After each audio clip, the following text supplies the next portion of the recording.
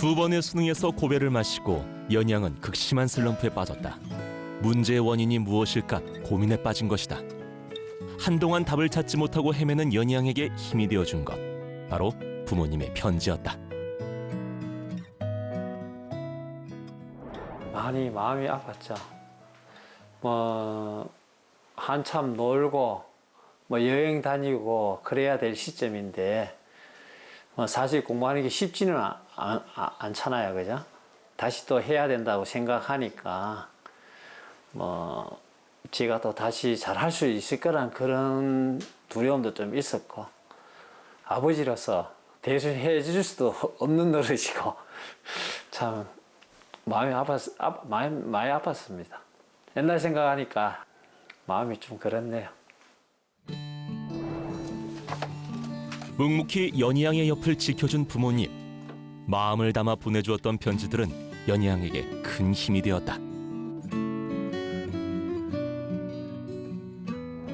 부모님께 죄송한 마음도 있었는데 저한테 다그치는 거 없이 오히려 말없이 지원해 주시고 응원해 주시는 모습 보면서 너무 울컥했는데, 그게 없었다면 저는 다시 공부하고 있었을 것 같기도 해요. 그만큼 저한테는 나의 꿈을 나 말고도 많은 사람들이 응원해 주고 있구나 라는 생각을 하니까 더 열심히 해야겠다는 생각밖에 안 들었던 것 같아요.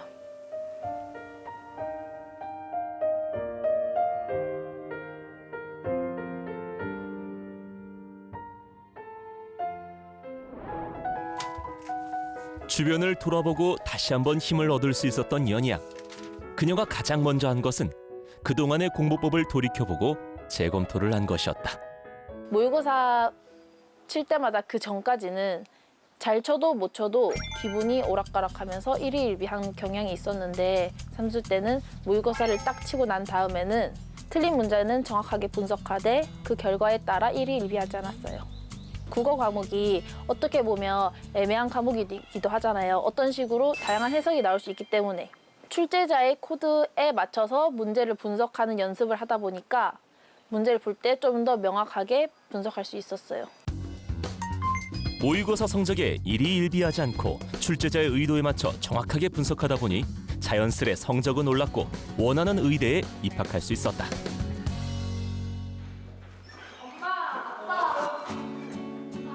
의대에 진학하고 몇 달 만에 집을 찾은 연희양. 수능 공부보다 곱절은 더 어려운 의대 공부. 집에 올 시간도 없이 학업에 열중하기 때문인데, 이렇게 가끔 집에 와서 가족과 함께 있노라면 또다시 힘을 얻는 연희양. 가족들 역시 꿈을 향해 가는 딸이 대견하고 자랑스럽다. 본인이 하고 싶어 하는 일을 하는 게 제일 좋아하고, 표정이 벌써 밝고, 그러니까 저도 행복하고 우리 연희도 행복해 보이는 것 같아서 좋고. 두 번의 실패를 딛고도 연희양을 우뚝 설 수 있게 만들어준 국어 공부법은 과연 어떤 것일까?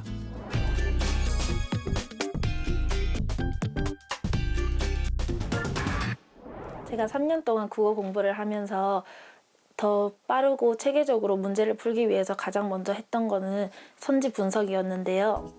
선지 분석을 할 때 저는 문제 풀기 전에 선지의 앞부분과 뒷부분을 대부분 뭐뭐 하여 아니면 뭐뭐 하고 이렇게 기준점으로 해서 반으로 나눠서 그 각각의 참거짓을 확인해 봤어요.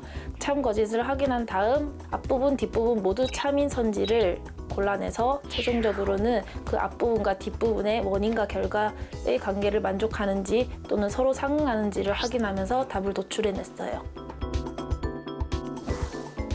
연희양의 선택지문 분석법. 가장 먼저 선택지문을 원인과 결과로 나누고 각각의 참과 거짓을 밝혔다. 이후 한 선지 내에 원인과 결과가 상응할 수 있는가를 파악했다. 선지를 분석한 다음 문제를 다 풀고 난 다음에는 그 해당 선지를 복습하기 위해 그 해당 선지가 작품의 다른 부분 또는 다른 작품에도 적합할 수 있는지를 확인해 봤어요. 대구 표현, 대립적 이미지 등의 중요한 표현이 많이 나왔어요. 그래서 저는 대구 표현을 각각 가, 나, 다 작품 모두에서 찾아서 표시를 했어요. 그렇게 함으로써 그 해당 선지를 완벽한 이해를 할 수 있었습니다. 이후 선택 지문의 내용이 다른 작품에도 해당될 수 있는지 확인했다. 2번의 수능 시험을 치르면서 작품과 내용은 다르더라도 비슷한 유형의 선지가 반복 출제되고 있다는 것을 느꼈기 때문이다. 해당 선지에 제가 혹시 익숙치 않은 단어나 정의를 정확히 모르는 단어가 나왔을 경우 그것을 사전을 통해 찾아봤는데요. 이렇게 정의가 모호한 단어들은 비슷한 유형의 문제에도 자주 출제되기 때문에 알아두면 다음번에 문제에 또 나왔을 경우 제가 헷갈리는 경우를 대비할 수 있고 아는 단어들을 축적해 나감으로써 빠르고 시간을 낭비하는 경우 없이 문제를 풀 수 있었어요. 또한 단어의 뜻을 확실히 인지하지 못해 국어 시험에서 많은 시간을 소비했던 연희양. 익숙하지 않거나 정의가 정확하지 않은 단어를 확실하게 짚고 넘어갔다.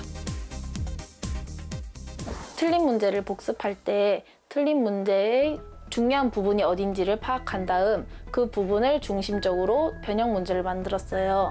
변형 문제로 OX 문제를 자주 만들었는데 그 OX 문제를 만들고 풀면서 그 선지에 해당하는 더 많은 사례들을 찾아볼 수 있게 되고 선지에 대해서 더 폭넓은 이해를 할 수 있게 되고 혹시 제가 갖고 있었던 오개념들도 검토해 볼 수 있었어요. 이 외에도 틀린 문제는 특별하게 복습을 했다. 문제 핵심 내용에 해당되는 부분을 OX 변형 문제를 만든 것이다. 이를 통해 이해력을 높이고 오개념을 잡을 수 있었다. 국어를 정복하는 연희양의 선택지문 분석 공부법. 먼저 선택지문을 원인과 결과로 나누고 참과 거짓을 판단, 앞뒤가 상응하는지 파악하고 해당 선택지문의 내용이 다른 부분에도 해당될 수 있는지 확인하며 복습했다. 또한 선택지문에 나오는 단어 중 익숙하지 않거나 정의가 정확하지 않은 단어는 확실히 개념을 이해했다. 틀린 문제는 OX 변형 문제를 만들어 복습했는데 틀린 문제의 중요한 부분을 중점으로 OX 변형 문제를 만들어 이해력을 높이고 오개념을 잡았다.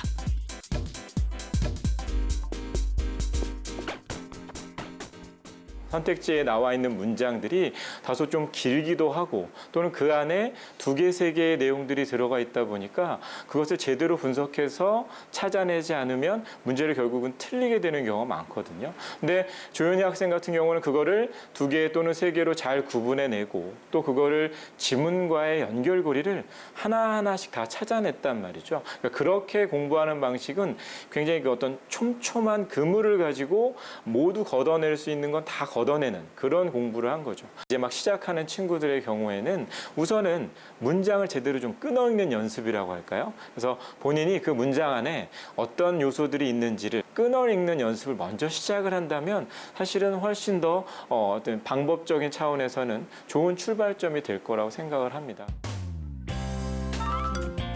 졸업 후 2년 만에 연희양이 모교를 찾았다. 밤낮 없이 공부하며 자신의 꿈을 찾아가는 후배들. 그런 후배들은 자신과 같은 실수를 하지 않도록 돕고 싶은 마음에 모교 후배들 중에 멘티를 선정하려는 것이다. 관찰 카메라를 통해 후배들의 고민과 어려움이 무엇인지 알아가는 연희양. 후배들 역시 국어 공부에 대한 관심이 높았는데 다른 과목보다 다양한 해석이 가능해 더 어려운 국어 공부. 이번 밀착 멘토링을 통해 도움이 되는 공부법을 배우고 싶은 후배들이다. 그런 마음을 알기에 더 신중하게 멘티를 선정하는 연희양. 드디어 결정을 마쳤다.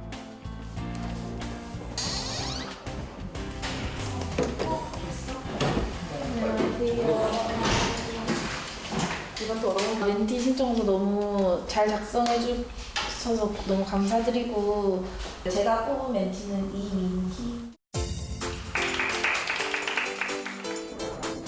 오늘의 멘티는 포항제철고 2학년 이민희 양. 그동안 문제풀이만 집중했다. 저는 진짜 좋았어요. 왜냐하면 진짜 하고 싶었거든요. 그래서 제 성적이 막 공개될 수도 있다고 하는데 공개돼도 상관없으니까 진짜 무조건 하고 싶다. 그래서 신청서도 엄청 열심히 적고 국어 성적이 되게 오르락내리락 자주 하거든요. 그래가지고 이번 기회에 공부법을 배워서 성적을 일정하게 이렇게 유지하고 싶어서 신청하게 되었습니다. 드디어 시작된 1대1 밀착 멘토링. 미니야 안녕. 안녕하세요. 내가 이제 본격적으로 너 멘토링 해줄 건데 혹시 공부하던 책이나 네. 문제집 있으면 볼 수 있어? 네. 깊이 있는 풀이보다는 문제풀이에 급급했던 미니 양. 어째 재수 시절 연희 양의 공부법과 비슷한 듯한데?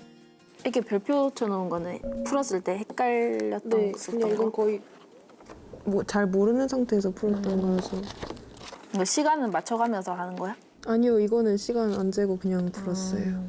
문학이나 비문학 문제 풀 때 따로 뭐 체크하는 건 없네? 네, 그냥 바로바로 이렇게 풀려고. 풀이 과정과 분석 없이 문제를 읽고 즉시 답을 찾았던 미니 양. 문제집이 깨끗해도 너무 깨끗하다. 살짝 많이 당황하긴 했어요. 아니,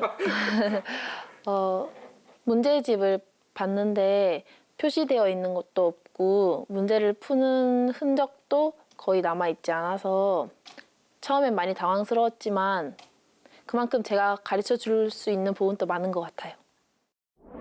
이렇게 아무것도 표시 안 하고 틀린 것도 제대로 분석 안 하고 넘어가면 다음에 이런 비슷한 문제가 나오면 또 틀릴 확률이 많잖아. 네. 그래서 나는 너가 푸는 양이 중요한 게 아니라 어떻게 풀수록 실력이 높아져야 되니까 네. 풀면서 체크 같은 거 열심히 해놓고 그리고 틀린 문제는 왜 틀렸는지 그리고 어느 부분에서 헷갈렸는지 네. 그리고 다음에 이런 비슷한 문제가 나왔을 때 그때는 안 틀릴 수 있는지 그것까지 검토하고 넘어갔으면 좋겠거든. 네. 그래서 내가 오늘 그런 방법에 대해서 가르쳐 줄 거야. 네. 문제에는 문제 유형 분석이랑 지문 분석이랑 선지 분석이 있어. 이 중에서 내가 오늘 가르쳐 줄 거는 선지 분석이야.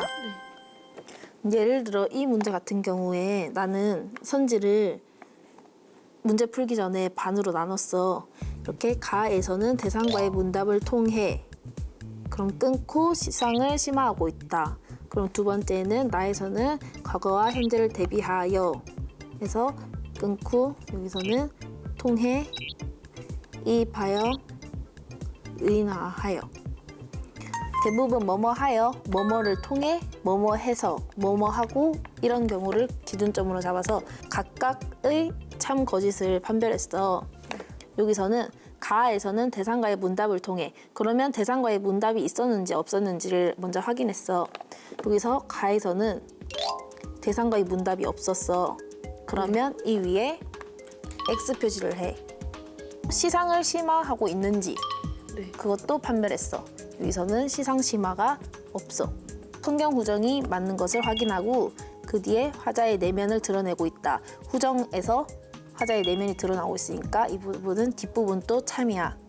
이렇게 하고 앞부분과 뒷부분이 모두 참인 선지를 최종적으로 두 부분이 서로 상응하는지 성립하는지를 통해서 최종 검토를 해줘야 돼. 그리고 2번 선지 같은 경우에는 화자의 삶의 태도를 암시하고 있는 것은 맞아. 그러면 이 선택지를 옳은 선택지로 바꾸는 것도 너한테 큰 도움이 될 거야. 숟갈의 기나 자르나 기동이 기우나 트나 대꾸법 또는 수간목을 작은 줄 웃지 마라 명령법이 있으니까 이 선택지를 과거와 현재를 대비하여를 없애고 대꾸법과 명령법을 활용하여 라고 바꿀 수 있겠지. 그러면 이 문제에서 너에게 가르쳐주지 않은 것도 너가 이 작품을 새로 네 스스로 분석하면서 더 많은 것을 얻을 수 있겠지. 지금 이 방법이 처음이니까 이렇게 맞는 부분에는 그 근거를 여기다가 밑에다가 따로 적어 놓을까? 네. 그럼 이 선지 분석법에 대해서는 이해가 다 됐어? 네. 그러면 이 방법에 대해서 혹시 더 궁금한 거랑 이해 안 되는 거 있어? 아, 네. 제가 이게 다른 때 이렇게 끊기가 되게 애매한 것들이 있어가지고. 아, 비문학 지문. 네네. 여기 이 문제 보면 여기서 저는 유가 상승이에서 한번 끊고 생산 과정에서 쓰이는 에너지를 감소시킨다. 이 부분도 핵심인 것 같아서 끊고 결과적으로 생산량을 늘린다. 이렇게 세 가지로 끊어야 되는지 그게 궁금해졌어요. 여기선 두 개로 이렇게 끊었는데. 이 방법에서는 일단 이 지문에는 이론이 여러 가지가 나오잖아. 네. 그러면 실물적 경기 변동 이론이 맞는지를 확인해야 되니까 네. 이론에서는 해서 끊고 유가 상승이 생산 과정에서 쓰이는 에너지를 감소시키는지 아닌지에서 끊고 그 뭐뭐 해서니까 네. 이 원인에 대해서 이 결과가 나오는 것이 맞는지 아닌지를 봐야 되니까 생산량을 늘리는 실물적 요인으로 작용하는지 아닌지 보면 되는 거야. 그러니까 내가 하고 싶은 말은 선지를 나누는데 앞부분, 뒷부분이라 해서 무조건 두 개로 나눌 필요도 없고 네. 너가 확인해야 할 부분이 있는 부분마다 이렇게 잘라주면 되는 거야. 네. 그래서 이 부분이 병렬적으로 이렇게 안 끊어도 되고 이렇게 선지를 나누는 방법은 여러 가지가 있을 수 있어. 네. 세 가지가 그 자르는 부분이 세 가지가 될 수도 있고 네 가지가 될 수도 있고. 네. 연양의 선택지문 분석 방법. 문제풀이 전 선택지문을 나눈다. 이때 선택지문을 원인과 결과로 나누는데 꼭 두 개로 끊지 않아도 된다. 지문에서 확인해야 하는 내용이 무엇인지 고민하고 그것을 기준으로 여러 개를 끊어도 무방하다. 이후 선택지문의 내용을 지문에서 확인하고 참거짓을 OX로 표시한다. X로 표시해둔 부분은 옳은 선택지문으로 바꿔 새로운 지식도 함께 습득한다.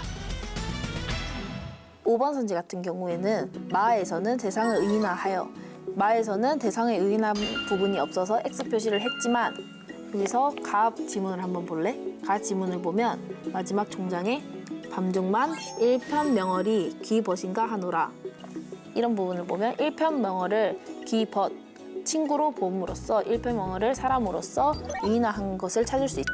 그러면 대상을 의인화하여 밑에 부분에 일편명월이라고 적어놓으면 너가 다음번에 의인화에 대한 복습 또한 방홍시어 일수에 대해서 복습할 때 더 쉽게 볼 수 있겠지? 네, 근데 국어도 복습을 해야 되나요? 복습은 모든 과목이 다 해야 되고 특히 국어 같은 경우에 특히 이 문제에는 방홍시어 유명한 고전 시가 작품이 나왔잖아. 네. 그런 경우 너가 물론 자습서를 보면서 이 특징에 대해서 배우는 방법이 있지만 내 생각에는 이렇게 실전적인 문제를 보면서 너 스스로 의인화된 부분이 어딘지 이런 표현상 특징들을 너가 찾을 수 있으면 네. 더 오래 기억이 남을 것 같고 너가 문제를 푸는 것은 답을 찾기 위해서가 아니라 문제를 풀면서 공부를 하기 위해서 문제집을 푸는 거니까 이런 과정은 꼭 필요하다고 생각해. 한 가지 더 설명해 줄 수 있는 게 나는 변형 문제를 만들어 봤어. 네. 내가 문제를 풀면서 살짝 헷갈림 단어를 이용해서 문제를 주로 만들었어. 네. 여기서는 내가 문제를 풀 때 음성상징어. 음성상징어는 뭐와 뭐의 결합이지? 혹시 알아? 아니요. 이거는 의성어랑 의태어가 모두 합쳐서 음성상징어라고 할 수 있어. 네. 그런데 헷갈릴 만한 게 오락가락? 오락가락.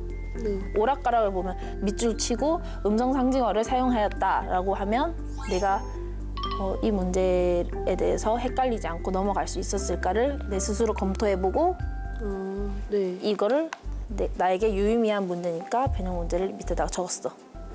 이렇게 변형 문제를 만들면 이 선지에 대해서 더 폭넓은 이해를 할 수 있게 되고 그리고 문제를 만드는 과정 속에서 개념에 대해서 정확히 이해할 수 있고 혹시 오개념이 있었다면 오개념도 잡을 수 있어. 그리고 문제를 만들면 그 개념에 대해서 복습도 할 수 있어서 좋은 것 같아. 멘토링이 끝난 후에도 쉽사리 자리를 뜨지 못하는 멘티. 그동안 멘티가 해왔던 공부법과는 전혀 다른 방법이어서일까? 선택 지문을 끊는데도 오랜 시간이 걸렸는데 깨끗했던 문제집에는 하나하나 그 풀이가 더해지지만 아직도 헷갈리는 것이 많은 멘티. 조금이라도 빨리 공부법을 내 것으로 만들고 싶지만 생각처럼 쉽지가 않다. 며칠간 멘토의 공부법으로 공부를 한 멘티 민양. 풀이 도중 어려운 문제점들과 궁금했던 내용들을 해결하기 위해 멘티에게 도움을 청했다. 내가 가르쳐준 대로 한번 공부해봤어? 네, 해봤는데 모르는 것들이 있어가지고 오늘 여쭤보고 싶었어요. 가보자. 네. 과연 어떤 질문들이 생긴 것일까? 그러면 얼마나 했는지 한번 볼까? 네. 여기 이런 문제들 다 끊어서 여기다가 다 어느 부분이 생동함 있고 현장감 있는지 해놨고, 이 문제는 도회적인 소재들이 주요한 소재인 것 같아서 변형 문제 만들어봤어요. 아, 도회적인 것이 무엇인지 정의를 정확하게 하고 도회적인 소재들을 여기서 작품에서 찾았구나. 네. 이렇게 만든 것들 제가 했는 게 맞는지 확실하지 않아가지고 그것들도 맞는지 확인을 다 일일이 해보는 게 좋을까요? 응. 너가 해설서를 보면서 참고할 수도 있고 선생님께 자주 물어보면서 네 오개념 같은 것도 검토해보는 것이 꼭 중요해. 네. 혹시 모르는 문제는 없었어? 아, 여기 이 문제가 있었는데 여기 답이 1번이거든요. 근데 여기 해가 뜰 무렵 목적지에 도착한 게 틀린 부분인데 그래서 도착해서 주위를 둘러보는 것도 아니라고 생각했거든요. 근데 여기 이쪽에 이때부터 들어가니부터 도착한 거잖아. 네. 그 뒤로 이때 복만이 상립하야 경치가 기절하다. 이 부분이 신기한 모습의 산봉우리란 말이야. 아, 여기서 복만 하면 산봉우리고 산봉우리 할 때 이 봉자고 상립하여 경치가 기절하다. 그래서 기는 기이하다, 신기하다 할 때 기자거든. 지금 경우에도 복만 그리고 기절 이런 단어의 뜻이 너가 잘 모르니까 네. 지금 2번 선지가 헷갈린 거잖아. 네. 그럼 고전 시가 같은 경우에는 정의가 모호하거나 뜻 잘 모르겠는 거 꼼꼼히 찾아보는 게 좋겠지? 그러면 단어장을 따로 만들어서 이렇게 영어 단어 외우듯이 보면 그런 내 식으로 생각에는 고전 시가 같은 경우에는 영어 단어처럼 단어장을 만드는 것보다는 네. 문맥에 따라 뜻이 달라질 수도 있기 때문에 이 지문 자체에 표시해 놓는 게 좋을 것 같다. 네. 그러면 선지 분석법을 통해서 너가 선지를 통해 국어 공부를 할 수 있는 방법을 가르쳐 줬어. 네. 그러면 이번에는 내가 지난번에 너가 써준 멘티 신청서에서 너가 바라는 점을 적었더라고. 그 내용이 새로운 출제 유형인 복합 지문에 대한 질문이었는데 나는 이 문제를 읽으면서 비문학 지문을 일단 처음에 읽을 거 아니야. 그러면 고려소교 읽고 중요한 부분을 일단 밑줄을 쳤어. 그러면 특징이나 시대적 배경 그리고 그 앞으로 나올 작품에 대한 특징을 밑줄 쳐주는 거야. 그럼 이런 거를 너가 유념해 두고 그 다음 작품을 보는 거지. 그래서 자연스럽게 위에 있는 거와 이 밑에 있는 문학 작품을 1대1 대응시키는 거야. 네. 이런 식으로 1대1 대응을 시켜놓으면 이제 너가 문제를 풀 때 예를 들어 기읍과 디귿을 바탕으로 나와 다를 설명한 것, 아의 동동다리가 작품 전체의 통일성을 부여하는 기능, 이거 지문을 다시 읽지 않아도 이 문제를 쉽게 풀 수 있겠지. 너가 다 표시해놨으니까 이렇게 찾기만 찾으면 되겠지. 네네. 그리고 이렇게 표시하는 동안 너가 이 지문 전체의 유기적인 관계에 대해서 다시 생각할 수 있게 되고. 네. 비문학 지문과 문학 지문이 함께 출제될 경우 먼저 비문학 지문의 특징이나 시대적 배경을 표시하며 작품을 본다. 이후 다음 작품을 볼 때에는 비문학 지문과 1대1 대응을 시키며 보는데 이렇게 대응을 시켜두면 문제를 풀 때 혼동을 최소화할 수 있다. 제가 원래 그 작품을 잘 알고 있는 게 몇 개 없어가지고 해설서를 보려고 생각을 하고 있었는데 이렇게 문제 보면서 공부하는 게 더 맞는 방법인 것 같고 그게 더 적절한 것 같아요. 자신의 공부법 외에도 멘티가 궁금했던 부분까지 풀어준 연희양. 꿈을 향해 가는 길에 공부가 걸림돌이 되지 않길 바랄 뿐이다. 제가 그토록 간절했고 오랜 시간 노력해서 얻은 꿈인 만큼 의사라는 직업을 갖고 단 하루도 허투루 보내는 거 없이 아픈 사람들을 위해 육체적 고통뿐만 아니라 정신적인 것까지 긍정적인 영향을 많이 줄 수 있는 사람이 될 수 있었으면 좋겠어요.